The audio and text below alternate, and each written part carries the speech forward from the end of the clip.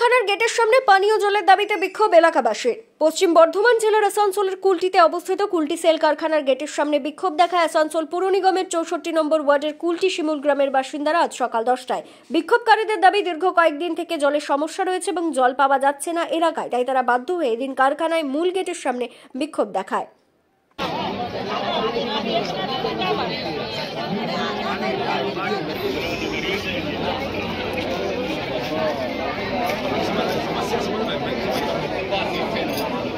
Rights का हो सकता है। देखिए आपका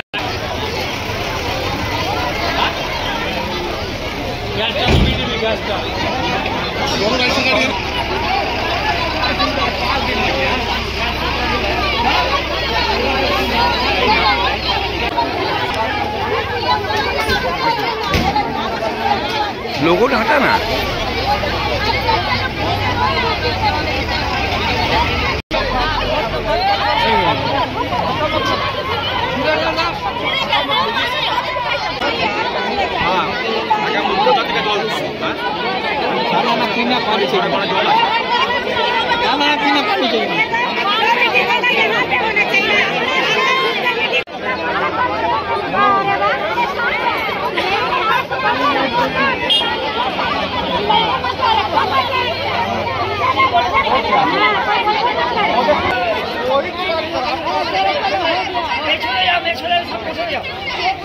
से बात हुआ कि आप लोग डीवीसी को कब बोलिए कि मदद करवाइए कि हम पानी छोड़े, पानी कम दे रहा है, हमारा पर फैक्ट्री चल रहा है उस पानी से। हम बोले कि सर थोड़ा सा हम उसी में हम लोग को दीजिए, तो हम लोग अभी काम चले, हमारा जनता जिंदा रहे भाई।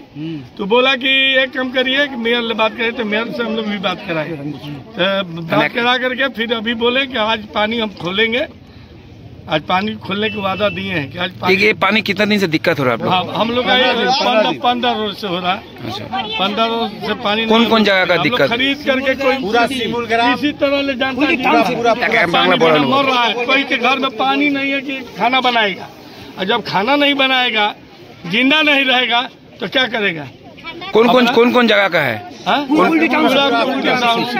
कुल्टी टाउनशिप। कितना वार्ड पड़ा? कितना यही बोला कि कल आज खोलेंगे, आज सजेशन नहीं है, सजेशन ही नहीं है। आपका नाम क्या है? मुरलीधर शर्मा। জলের সমস্যা যেটা ছিল সেই সমস্যা নিয়ে আমরা আজকে ইসকো কর্তৃপক্ষের কাছে গেলাম। ইসকো কর্তৃপক্ষ আমাদেরকে যেটা জানালো যে আমাদের যেখান থেকে জলটা উঠে সেখানে পাম্পে বাঁধটা ভেঙে যায়, রেল সেখানে বাঁধটা ভেঙে দেওয়াতে জলটা আমাদের উঠছে না, লেয়ার কমে গেছে। তো আজকে আপনারা যেহেতু আমাদের কাছে এসছেন, আজকের দিনটা আমরা প্রবলেমটা সলভ করব। আমরা ডিবিসিকে চাপ দিচ্ছি, ডিবিসি যদি আমাদেরকে জল বাড়ায় তাহলে আমাদের জল দিতে কোনো অসুবিধা দাঁড়াবে না। এবং আমরা আমাদের যে জনপ্রতিনিধি ছিল 64 নম্বর ওয়ার্ডের কাউন্সিলর, তিনি মেয়র সাহেবকে ফোন লাগালো। মেয়র সাহেবের সঙ্গে ইসকো কর্তৃপক্ষ কথা হলো। মেয়র সাহেব প্রতিশ্রুতি দিল যে আমিও ডিবিসিকে প্রেসার করছি যাতে জল ছাড়ার জন্য। আমরা এই সিদ্ধান্তে গেলাম। আমরা আজকে যে এই জায়গায় জমায়েত হয়েছি, এই জমায়েত নিয়ে আমরা আসানসোল কর্পোরেশনের মাধ্যমে মেয়রের কাছে প্রতিজ্ঞা করব যে মেয়র সাহেব, আপনি যেহেতু অঞ্চলের মেয়র, আপনি ডিবিসিকে প্রেসার দিন যে জল ছাড়ে। যদি জল ছাড়ে, এই জলটা কারা দেয়? এই জলটা আপনাদের যে জলটা পান, এই জলটা কারা সাপ্লাই দেয়? এই জলে কতদিন ধরে আপনাদের সমস্যা হচ্ছে? সমস্যা হচ্ছে যেদিন থেকে কারখানা বন্ধ হয়েছে সেদিন থেকেই সমস্যা আছে, কিন্তু বিগত কদিন ধরে বিভিন্ন রকম সমস্যা, মানে জল না হয় মানুষ প্রায় জলের আকারে মানুষ মারা যাচ্ছে। এই পরিস্থিতির মধ্যে কোন জায়গায় জলের সমস্যা? আপ টু শিমুল গ্রাম, বিশেষ করে 64 নম্বর ওয়ার্ড শিমুল গ্রামটা বিশেষ করে জলের প্রবলেম, যেটা 64 এবং 70 প্রচন্ড জলের ক্রাইসিস আছে। তো আমরা আজকে এই জমায়েতটাকে নিয়ে আসানসোল কর্পোরেশন যাব।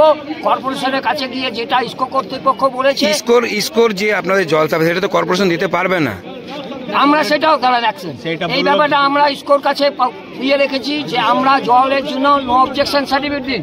তো উনি আমাদেরকে বললো যেহেতু ইসকো কোয়ার্টারটা ভ্যাকেট কোয়ার্টার, আমরা কোনো মতো এনএসসি দিতে পারি না, যেহেতু তখন আমরা বললাম যে আমরা যেহেতু ইসকো কোয়ার্টারে বসবাস করি, সেখানে আমরা একটা আসানসোল কর্পোরেশন যখন ছিল না, কুলটি পৌরসভা ছিল এবং কুলটির অঞ্চলের বিধায়ককে আমরা বিভিন্ন রকমের আন্দোলন করার পর বিধায়ক রাজ্যপালের কাছে গিয়ে অনুমোদন নিয়ে লাইন দিয়েছে। তাও একটা লাইনের মধ্যে আমাদের একটা গ্রাউন্ড আছে, যেটা আমাদের কোর্ট থেকে একটা এফিডেভিট করা আছে, যখন তখন আমরা লাইন কাটতে পারি। পশ্চিমবঙ্গ রাজ্য সরকারের বিদ্যুৎ দপ্তর রাজ্যপাল অর্ডার দিয়েছিল, সেই অর্ডার বেসিকের উপরে লাইন দিয়েছে। সেটাও আজকে আমরা মেয়র সাহেবের কাছে জানবো, বলবো যে আমরা যেমনি লাইনটাও পেয়েছি, এই লাইনটাও এই জলেরটাও যদি এই পদ্ধতি দেওয়া হয়, তাহলে আপনি যদি এই সলিউশনটা করেন তাহলে আমরা খুব। এখন তো ডিবিসি কে ডিবিসি যদি না জল ছাড়ে সেক্ষেত্রে আপনারা কি? এখন যেটা ইসকো কর্তৃপক্ষ পরিষ্কার জানিয়ে দিল, যদি ডিবিসি যদি জল দিতে পারবো না, দিতে পারবো না। সেক্ষেত্রে যদি জল না সেক্ষেত্রে আপনাদের আন্দোলন কি জারি থাকবে? আমরা আন্দোলন এগুলো আমরা আপনার নাম? আপনার নাম? আমার নাম প্রশান্ত চক্রবর্তী।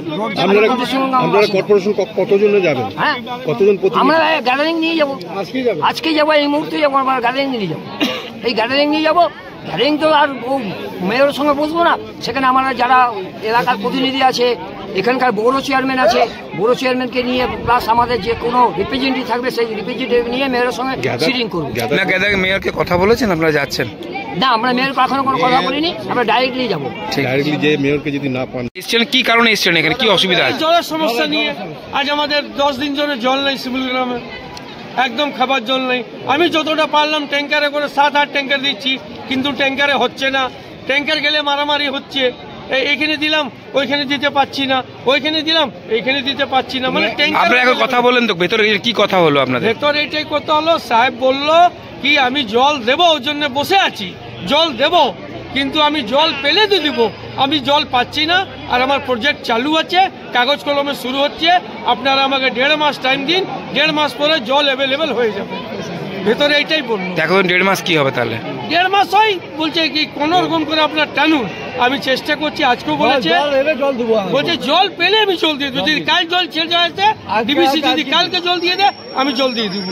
আপনার মেয়রের সাথে কথা বললেন? হ্যাঁ, মেয়রের সঙ্গে উনাকে কথা বলালাম, ডিজিএম সাহেবকে। কি বলছেন? সাহেবকে আমি বললাম যে দাদা এরকম ব্যাপার আছে, শিমুলগ্রাম একটা আমার বাড়ির জায়গা, জলের সমস্যা বহুত আছে, তো আমি এসছি কুলটি ইসকো জিএম এর কাছে, তো একটু জিএম সাহেবের বলার বক্তব্য কি ডিবিসি জল দিলে আপনি আমাকে বলেছেন কি মেয়র যদি সাহেব রিকোয়েস্ট করে, ডিজিএম বলেছে কি যদি বলে মেয়র সাহেব তাহলে জল দেওয়া যায়, তাহলে আমি জল ছেড়ে দেবো। বলছে আমি জল পেলে জল দিয়ে দেবো, আমার কোনো অসুবিধা নেই। আপনারা কি কর্পোরেশন দেখা করেন মেয়রের সাথে? না, কাল যাবো, কালকে একবার মেয়র সাহেবের সঙ্গে দেখা করবো, আমরা সবাই যাবো। ঠিক, আমরা কালকে মেয়র সাহেবের কাছে সবাই যাবো। ঠিক আছে। 11টা